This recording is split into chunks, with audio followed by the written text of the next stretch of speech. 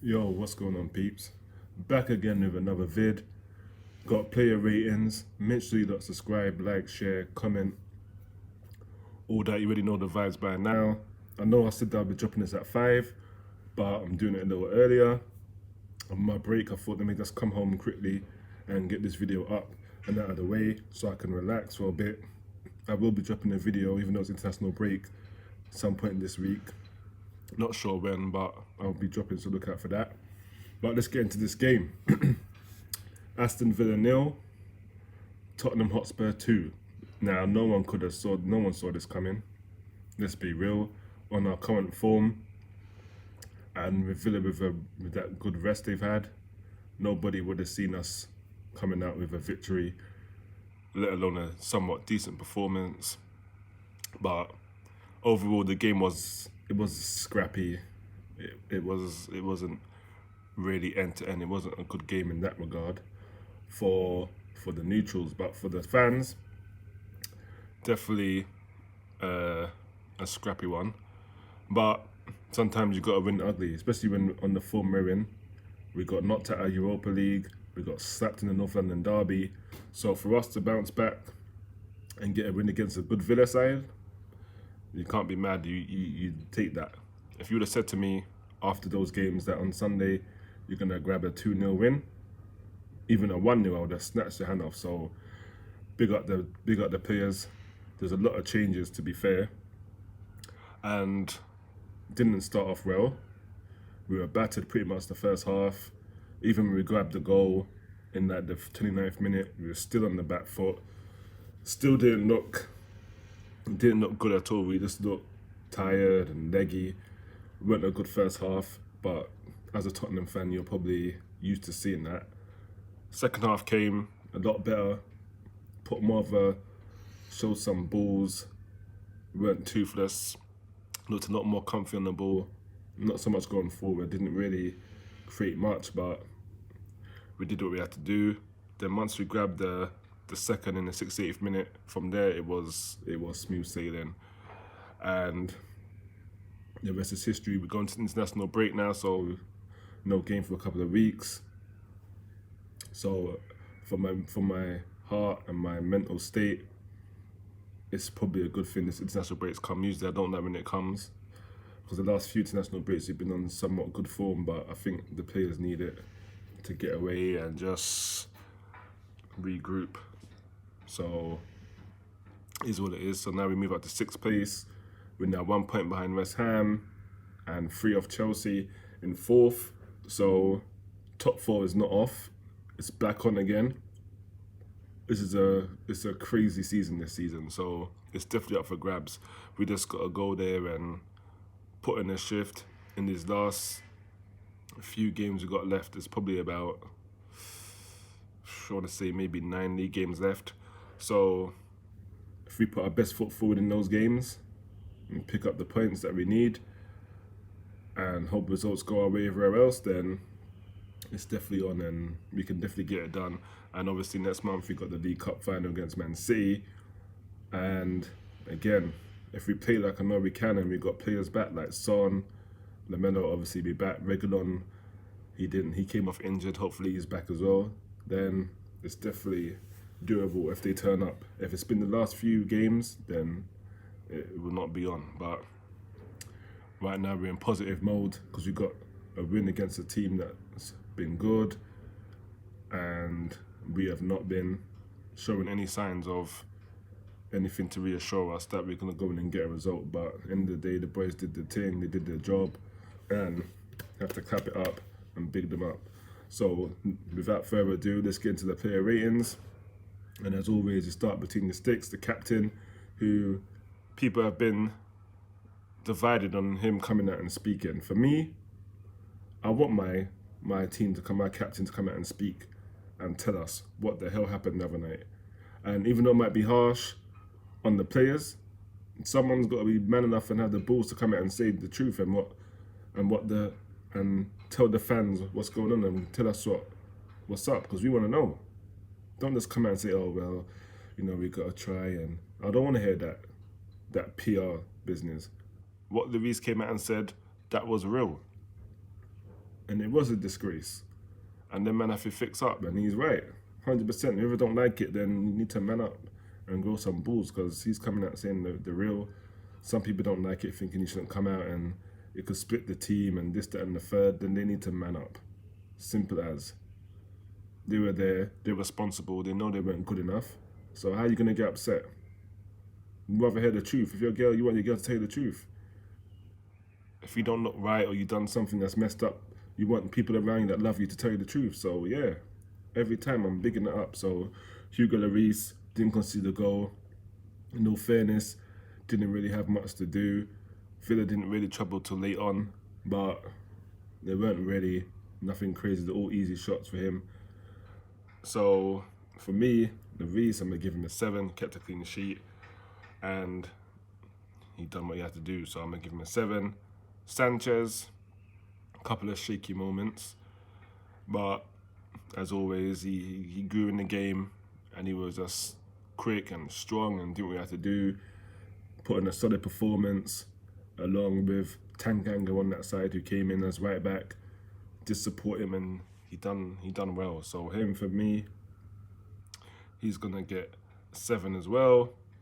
Reguilon didn't look up to it. He looked, going defensively, he was shocking. They were just exploiting that our left hand side crazy with him and Roden, just constantly exposing it. Traore, Cash, all them not down there are just having an absolute blast. He wasn't on it, and he didn't last long. He lasted about 57 minutes.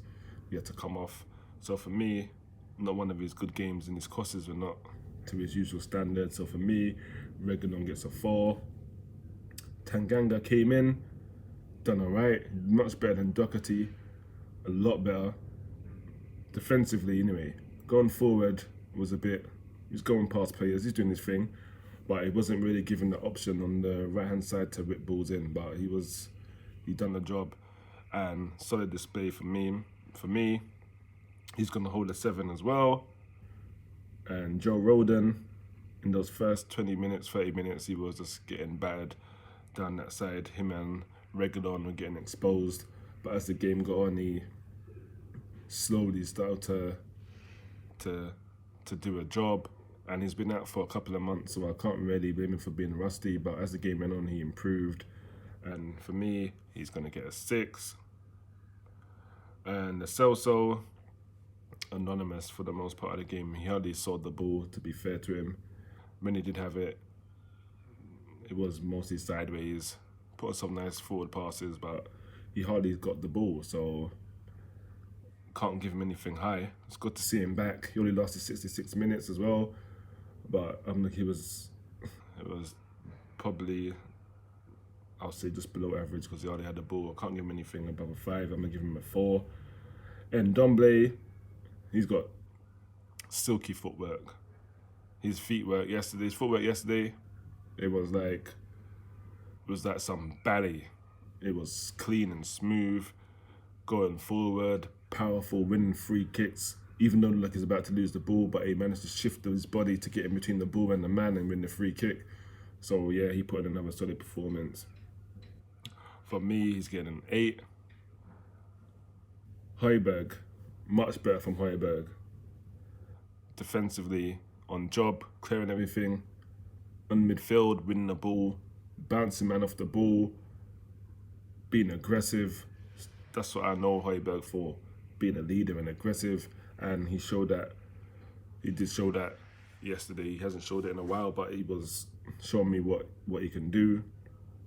And I was happy with that. So for me, and I remember he went in for a tackle, won the ball, managed to get up and get a shot off as well. Good save for Martinez.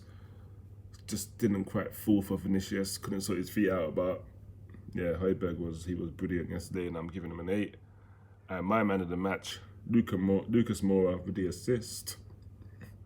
He worked his butt off in defence, going forward, winning free kicks. He was everywhere yesterday. He was just running around. I don't know, he had so much energy, but he was just like a Duracell bunny. He was just up and down, up and down, up and down, winning headers from corners at the near post. Everything positive. Going forward, it's all him. He was involved in both goals. Got the assist for Vinicius, and it was his ball through to Kane that led to Target or whoever it was fouling him and giving away the penalty. He was immense yesterday, I must admit. And that's what we need from Lucas. Going, taking the ball, taking on players, going past players, releasing the ball. He did all that and above yesterday. So for me, man of the match, and he's getting a 9. Harry Kane with the goal, penalty. He was involved in the first goal as well. He didn't have the best first half, but second half, he stepped up. He was doing a bit better. Other than the goal, he got as involved in the first one as well, but he did step up. He was winning free kicks, winning the ball, releasing it, trying to make stuff happen. But again, he missed the first half. It wasn't the best. It was anonymous pretty much. So for me, Kane, he's gonna get a 7. And Vinicius with the goal, he did work hard even in defence. I see him doing some good defending, which I don't expect from a striker. He did well. He defended like a wing back. So big him up, and he got his first Premier League goal. So big up to him. And Vinicius, for me, for his work rate and that, he's gonna get a 7 as well. Into the subs, Steve Bergwijn came on. Had some he had some good spells, but again, no end product. So it is what it is. I'm not gonna keep going on and sound like a broken record. It is what it is. He's getting a 5. Sissoko came on in the 81st minute. He done alright, shored it up. Nothing else really to say. Probably never gonna mark him. He didn't really do anything. He wasn't even on that long. And Ben Davies came on. Defensively, he was brilliant. Well, not brilliant, but he done well. Defensively, going forward, we know what he's like going forward. He can't cross. We know this already, so there's no shot there that the crosses were not great. But he came in, he stood in, done a job. Defensively, they didn't really exploit that side once he came on. They found it a little more difficult, so I can't complain. He done what he had to do, so he's getting a 7 from me. Mourinho, he switched it up, what we wanted. He put in Roden, he put in Tanganga, put in Vinicius and Kane, the same thing. He done, and the Celso, he done the best he could with the players he had available. He didn't put Eric Dyer, so that alone's a plus. So for me, manager, he made some decent changes. I'm gonna give him. What am I giving Mourinho? I will give him an 8, because what can you do with the players you have? He's done what you had to do. He went brave. He put in Tanganga, and it paid off in Roden, and they were good. So can't knock it. He does, and he gets an 8 from me.